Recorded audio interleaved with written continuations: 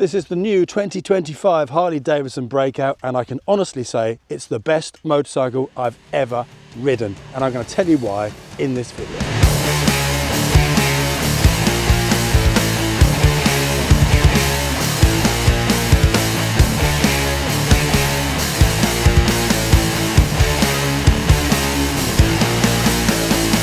Now normally we try and get into the best bit of the motorcycle straight away, and that's difficult with this bike because every single bit of it is the best bit.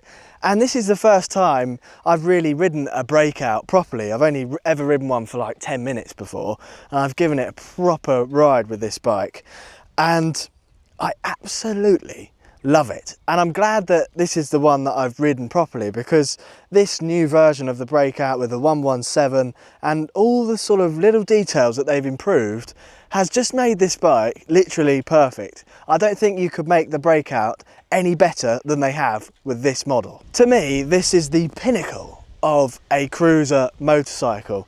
Just step back and have a look at this thing. It's absolutely stunning. There's not one part of this bike that I look at and think, oh, maybe I'd change that. It's perfect as it is.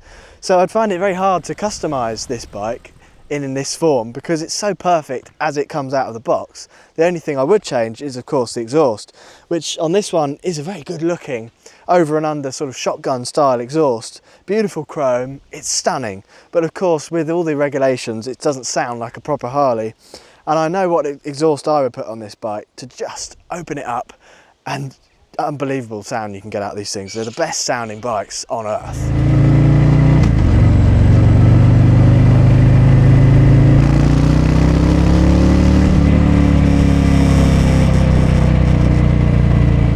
Now, looking at the dimensions of this beast of a motorcycle, you've got this raked out front end, which is unique to the Harley-Davidson Breakout. Nothing has anything like it, and that gives you phenomenal stability. It does. It's a bike you can go very fast on and feel very, very confident.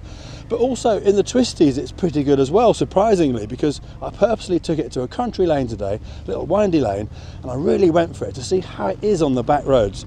And it was so much fun. It's very enjoyable to ride in that manner. You do have to wrestle it a bit, but having this narrower front wheel, the front tyre is much narrower than you might expect, say, compared to a Fat Boy, for instance. It really does carve up very well. So the handling is excellent. When it comes to accelerating, this bike is no slug. It has got so much torque that it's just unbelievable. It's got 168 Newton meters of torque at 3,000 RPM. But even at 2,000, this bike produces more torque than pretty much any other motorcycle in the world. So most bikes you go at 2,000 and it feels like the bike wants to conk out. This, on the other hand, will pull like a bull, like the biggest bull you've ever seen with the most testosterone you can ever imagine. That is what this motorcycle is like, and the sensation is unmatched by any other brand. At 6'2", this motorcycle is absolutely perfect for me. Now, you've got forward controls, and on this you don't have the footboards, you've got foot pegs. They're in the perfect position. The handlebars, oh, it's going to go off, Darcy, you've got the key. The alarm's flashing. We might be all right, we'll keep talking. I love these sort of handlebars with very little pullback. The riding position is absolutely sensational. It's an aggressive riding position, but very comfortable. And this new speedometer you have in the centre here is absolutely glorious. You can see it is in the right place, dead centre, very easy to read, very beautiful, very stylish, has all the right amount of information on it and no more, and they've got it absolutely perfect.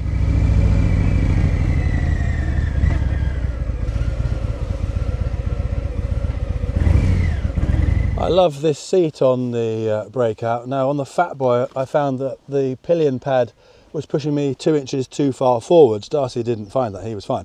But for me, that's what I found. On this, it's perfect.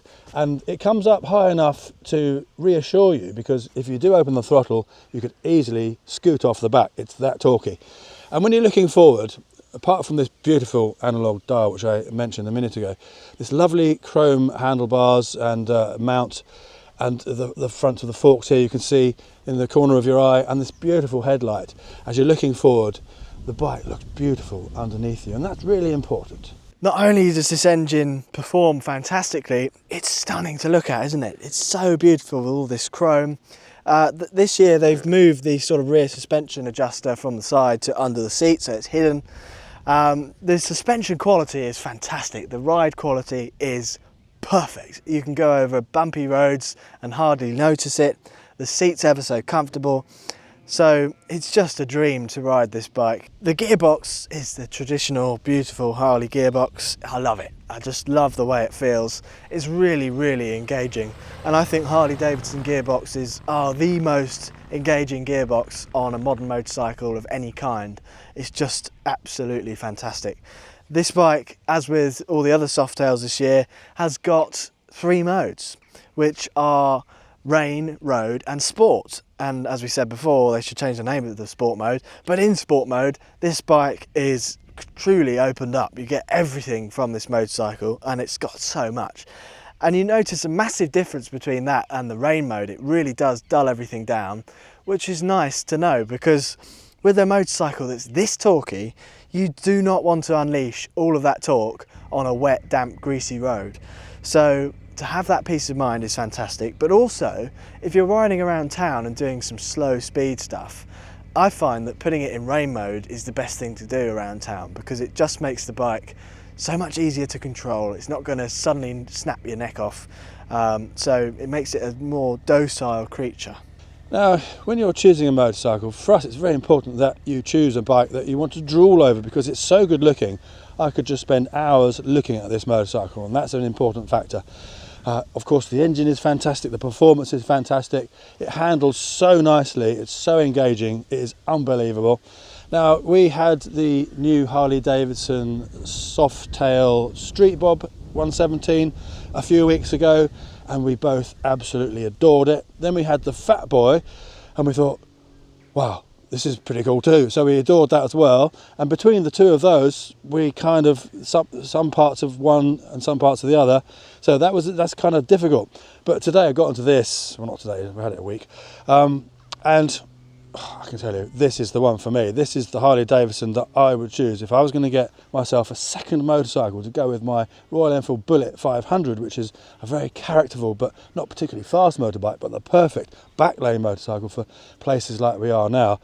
This would be, I think, the ultimate accompaniment, because it does everything else that the Bullet doesn't do, but at the same time, like I said earlier, it will still go around the country lanes and the bendy bits perfectly all right, and it's very enjoyable when you do that.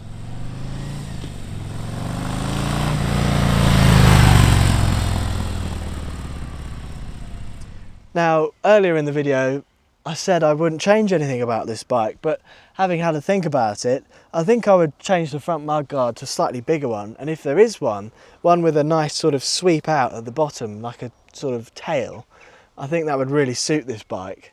Now, we like spoked wheels, but actually I think spoked wheels wouldn't suit this motorcycle. These alloys are absolutely awesome. They give it that aggressive look, but also they'd be way easier to clean.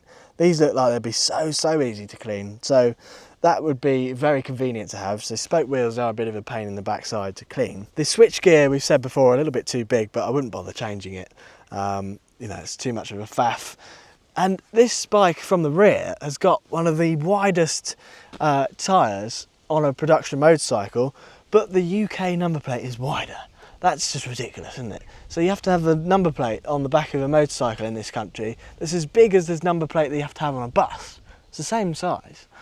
It's just stupid. So if you can put a nice small number plate on the back, like you have in America, then you get to see that amazing stance from the back.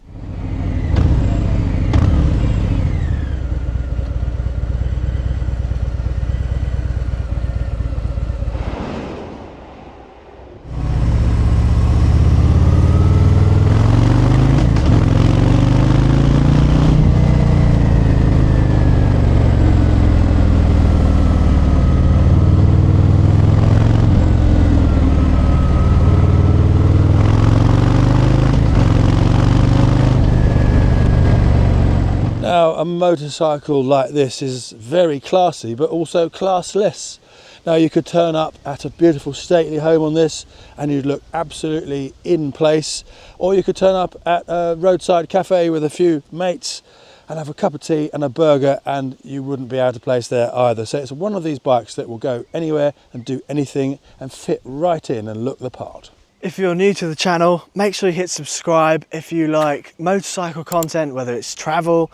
For example, we're going back to India. If you didn't watch our last India tour, you can go back on our videos and watch those videos. It's fascinating. But this year we're going to do it even bigger, even better. We've got an incredible plan. So stay tuned for that. We've got motorcycle lifestyle videos and the occasional review of motorcycles like this and modern classics. I would class this as a modern classic, this motorcycle. Even though it's a cruiser, it's very much a modern classic. It's got that proper classics cruiser style, but not many people sort of class these as modern classics, but I would.